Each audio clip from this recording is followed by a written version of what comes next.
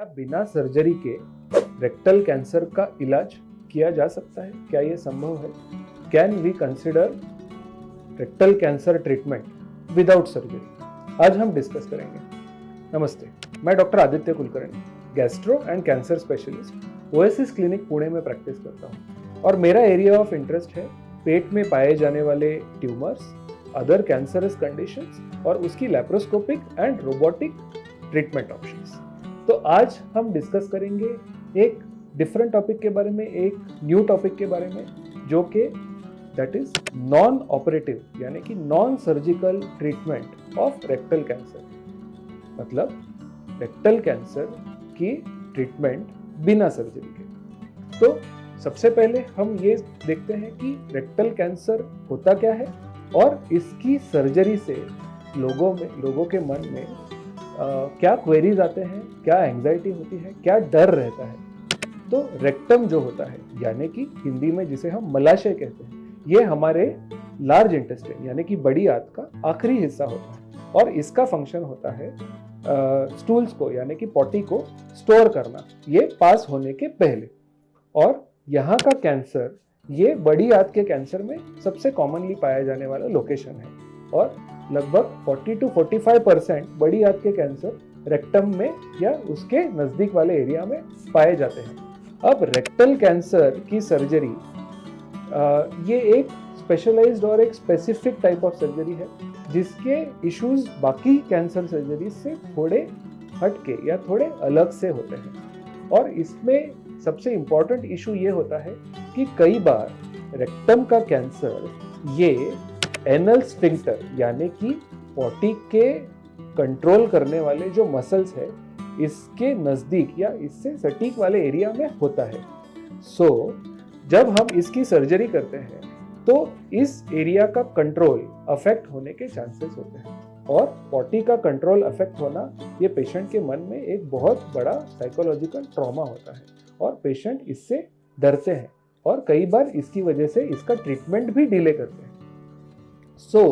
जब हम बात करेंगे कि सर्जरी से इसको कैसे हम ट्रीट करते हैं, तो इसमें कई बार स्टोमा नामक एक प्रोसीजर जो है वो करना पड़ता है। स्टोमा का मतलब है एक आर्टिफिशियल ओपनिंग जो पेट पे यानी कि स्किन के ऊपर हम टॉयलेट का जो रास्ता है, पॉटी का जो रास्ता है, ये डाइवर्ट कर देते हैं। ये तब करना पड़ता है जब रेक्टम का कैंसर है ये उस कंट्रोल करने वाले मसल्स तक पहुंच गया है या फिर उसको इन्वॉल्व करके उसके अंदर घुस गया है। तो नीचे वाला जो रास्ता है इसको रिमूव करना जरूरी हो जाता है for the cancer treatment. But इस स्टोमा की वजह से पेशेंट के मन में हमेशा डर रहता है, हमेशा एंजाइटी रहती है। कुछ लोगों ने इसके रिसर्च के दौरान ये पाया गया है कि देयर इज अ वे जिससे कि हम इस ट्रीटमेंट को कुछ पेशेंट्स में अवॉइड कर सकते हैं। अब इसको अवॉइड कैसे किया जाता है, इसके लिए हमें देखना पड़ेगा कि रेक्टम कैंसर के ट्रीटमेंट मोडालिटीज क्या क्या है। तो रेक्टम कैंसर में सर्जरी के अलावा दो और मोडालिटीज हैं जिसको हम यूटिलाइज कर सकते हैं, that is radiotherapy and the second one is a chemotherapy यानी कि कीमो की दवाइयों से कैंसर को ट्रीट करना। तो ऐसा पाया गया है कि जब हम रेक्टम के लिए रेडिएशन और कीमोथेरेपी से ट्रीटमेंट की शुरुआत करें तो कुछ पेशेंट्स में यानी कि 15 to 20% ऑफ पेशेंट्स में इस ट्यूमर का रिस्पॉन्स बहुत अच्छा होता है और ये ट्यूमर कंप्लीटली रिस्पॉन्ड कर सकता है। यानी कि एंडोस्कोपी पे, एमआरआई स्कैन पे या पेट स्कैन पे इस ट्यूमर का कोई अवशेष हमें मिलता नहीं है, that is after the treatment. इसे हम क्लिनिकल कंप्लीट रिस्पॉन्स के नाम से जानते हैं। यानी कि पहले ट्यूमर था, अब ट्रीटमेंट लेने के बाद ट्यूमर वैनिश हो गया है, डिसअपियर हो गया है और अप टू 15 to 20 या कभी कभी ट्रीटमेंट के डिपेंडिंग 30% ऑफ द पेशेंट्स में क्लिनिकल कंप्लीट रिस्पॉन्स मिल सकता है।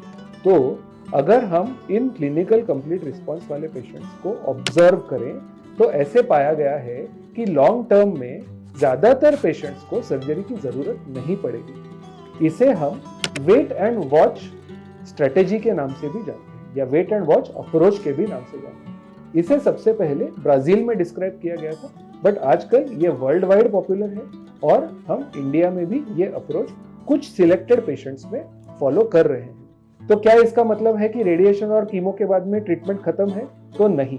अगर रेडिएशन और कीमो के बाद ट्यूमर अभी भी वहीं पर है तो सर्जरी करना अनअवॉइडेबल है और इसे हम किसी भी हालत में डिले नहीं कर सकते हैं। बट अगर ये ट्यूमर कंप्लीटली रिस्पॉन्ड हुआ है, हाँ, तब रेक्टल कैंसर का इलाज बिना सर्जरी के किसी किसी पेशेंट में संभव हो सकता है। और इंपॉर्टेंट बात यह है कि अगर हम वेट एंड वॉच कर भी रहे हैं तो पेशेंट को रूटीन ऑब्जर्वेशन में रखना ही पड़ता है, यानी कि every 3 monthly observation for the first 2 to 3 years and then 6 monthly observation till 5 years। और अगर इस टाइम में कभी भी ट्यूमर वापस आता है तब भी सर्जरी करना जरूरी होता है। तो this is called as a wait and watch strategy. तो कोई केसेस में रेक्टल कैंसर का इलाज बिना सर्जरी के पॉसिबल हो सकता है। अगर आपको इस स्ट्रेटेजी के बारे में कोई भी डाउट है, अगर आप एडिशनल इंफॉर्मेशन चाहते हैं या अगर आपको लगता है कि आपके केस में ये स्ट्रेटेजी फॉलो की जा सकती है, इसके बारे में आपको इंफॉर्मेशन लेनी है, please feel free to reach out to me. You can write to me in the comment section या आप मुझे मेल या फिर व्हाट्सएप कॉल या फिर मैसेज कर सकते हैं और हमारे चैनल को सब्सक्राइब भी कर सकते हैं। Thank you very much.